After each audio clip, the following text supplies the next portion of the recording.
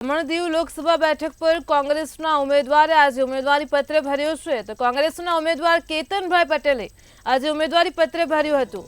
ઉમેદવારી પત્ર ભરતા પહેલા કેતન પટેલે મોટી દમણ માર્કેટ વિસ્તારમાં એક સભા યોજી હતી, જેમાં ઉમેદવાર કેતન પટેલની સાથે કોંગ્રેસના અગ્રણીઓ પણ જોડાયા હતા, સાથે જ તેમની સાથે સમર્થકો પણ મોટી સંખ્યામાં ઉપસ્થિત રહ્યા હતા।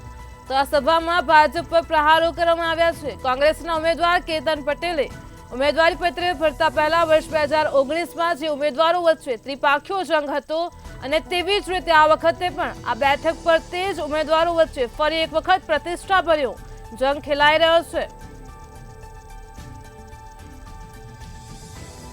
તો કોંગ્રેસના ઉમેદવારે ભવ્ય વિજય મેળવશે તેવો આત્મવિશ્વાસ પણ વ્યક્ત કર્યો હતો। કોંગ્રેસના અગ્રણીઓ અને સમર્થકો તેમની સાથે હાજર રહ્યા હતા।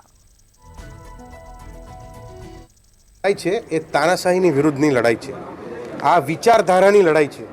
એટલે હું એટલું જ કહીશ કે તાનાશાહીને નેસ નાબૂદ કરવાનું છે આ દમણ અને દીવથી, તો એની આ લડાઈ છે। અને તમારા માધ્યમથી હું દમણવાસીઓને દીવવાસીઓને એટલું જ કહીશ કે આ લડાઈમાં મારો સાથ અને સહકાર આપજો, કોંગ્રેસ પાર્ટીને પડખે રહેજો અને તમારો કિંમતી અને પવિત્ર મત કોંગ્રેસ પાર્ટીને આપજો। અને એક દિવસ તમે તમારો આપજો, બાકી 5 વર્ષ તમે ઘરે રહેજો। હું જોઈ લઈશ આ તાનાશાહીને કેવી રીતે નેસ નાબૂદ કરવાની અમને આવડે જ છે। લોકોની ભાવના છે, એ ભાવનાઓને ખરેખર અમને આંખમાંથી આંસુ આવી જાય છે।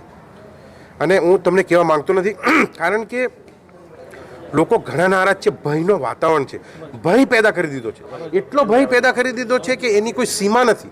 તો આ ભયને ભગાવવાનો છે, અને ક્યારે ભગાવશે એ લોકો ભગાવશે। તો એના માટેની આ લડાઈ છે, અને આ ભય અને તાનાશાહીની વિરુદ્ધની લડાઈ છે। તો હું એટલું જ કહીશ કે યુવાઓ અમારા બેરોજગાર છે, સરકારી નોકરી કોઈને મળતી નથી। આજે હોસ્પિટલ હોય કે પછી બીજા દવાખાના હોય, એમાં સરકારી હોસ્પિટલમાં પૈસા લઈ રહ્યા છે। શા માટે ભાઈ? ભારત સરકાર આટલો મોટો ભંડોળ આપી રહ્યા છે, અને આ શું તમે કરી રહ્યા છો? Thank you.